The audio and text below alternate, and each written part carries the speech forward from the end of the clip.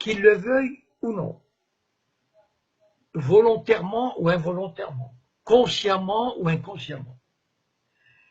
Les Berbères, je dis les Berbères, mais bon, on dit les Amazighs ou les Berbères, bon, moi j'ai toujours appris à dire les Berbères, je suis désolé si ça...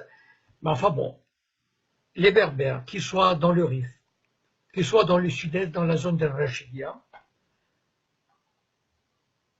donc qu'ils le veuillent ou non, ils sont l'objet, ils sont entrés dans une combinaison mondiale, ils sont entrés dans un jeu de force internationale.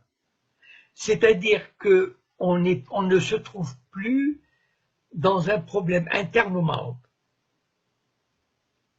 Ce n'est pas vrai.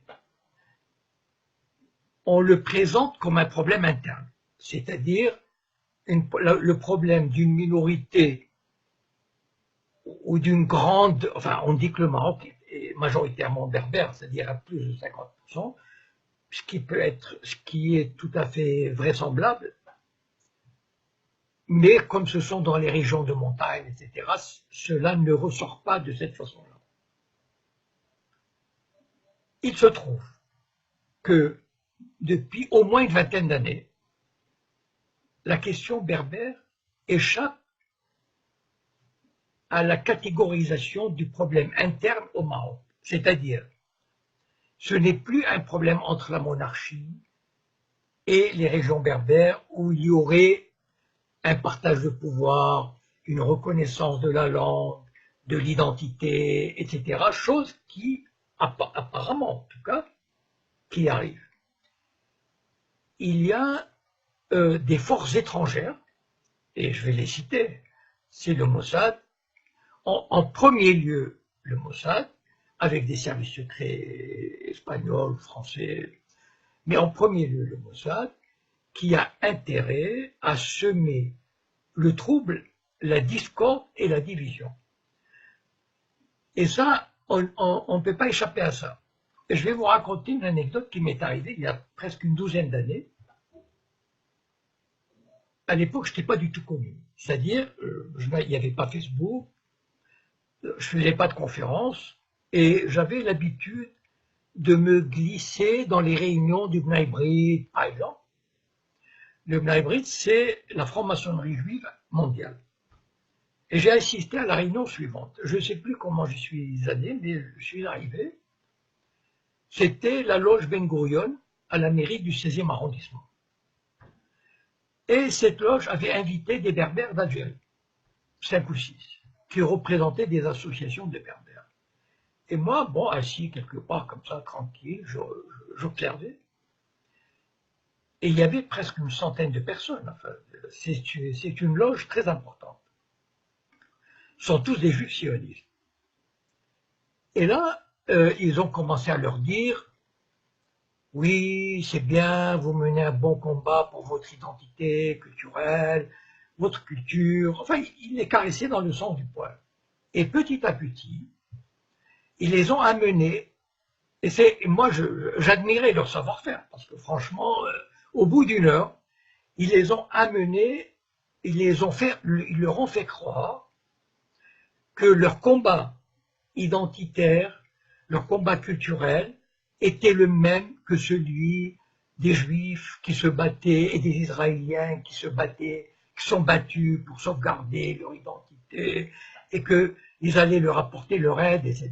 Et c'est la première fois où j'ai pris conscience que les organisations judéo-sionistes s'intéressaient aux problèmes berbères, aux Berbères.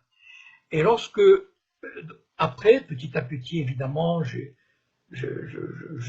développé mes connaissances sur le Maroc, j'ai connu des gens du Rif et j'ai connu des gens de Rachidia qui m'ont expliqué des choses. J'ai dit dans une vidéo à Al-Mayedine, et il est vrai, je voudrais dire juste ceci aux Berbères, juste qu'ils prennent conscience, voilà, de ce fait. Vous croyez vous battre contre un pouvoir central qui vous opprime. Très bien. J'admets, je reconnais, j'appuierai toujours cette lutte, de minoritaires exploités et non reconnus. D'accord. Mais ayez juste à l'esprit ceci, qu'il y a des forces extérieures qui vous font miroiter des choses. Voilà.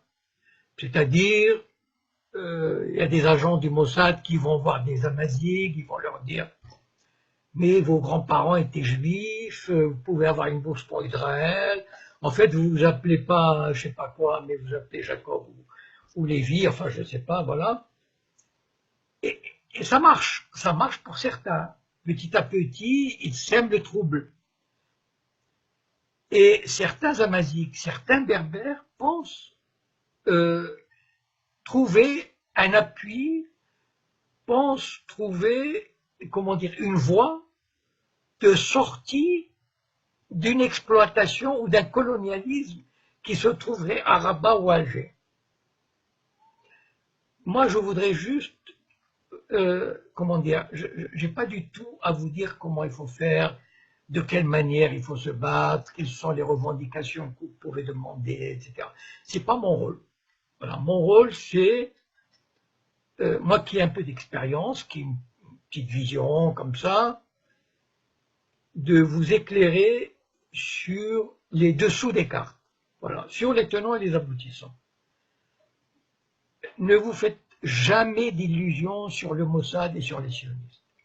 Ils détestent tout le monde.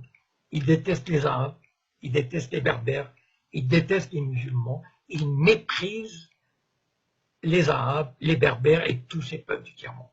Donc, ne vous faites pas d'illusions. Les sionistes vous mèneront par le bout du nez.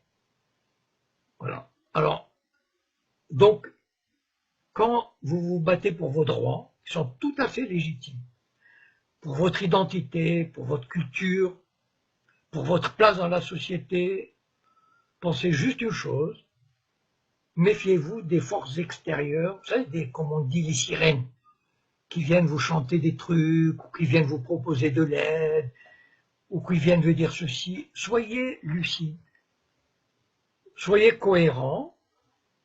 Je pense que nous avons vous savez, le but du sionisme, il l'a montré en Irak, en Syrie, en Libye, c'est de détruire ces sociétés, de détruire l'unité nationale, de détruire tout ce qui est un État moderne.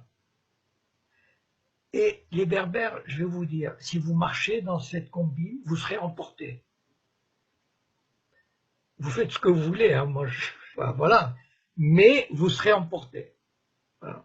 Donc, ne vous faites pas d'illusions, juste, enfin voilà, réfléchissez. Vous savez, nous sommes dans un monde, enfin, il y a la mondialisation économique, etc., mais il y a la mondialisation sécuritaire. Voilà, aucun pays n'échappe, et surtout pas le Maroc ou l'Algérie, enfin je parle du Maroc principalement, ne peut échapper à cette emprise terrible. Moi je tiens beaucoup à mon pays, je le redis, et je voudrais que mon pays, comme d'autres pays maghrébins, arabes, échappe à cette main de fer, enfin dans un gant de velours, je ne sais pas si elle est dans un gant de velours, qui l'écrase, qui détruit, qui l'explose. Voilà, c'est un peu le message que je voulais vous transmettre ce soir. Voilà, ça m'a fait plaisir. J'espère avoir à peu près tout dit. Restons unis, restons solidaires.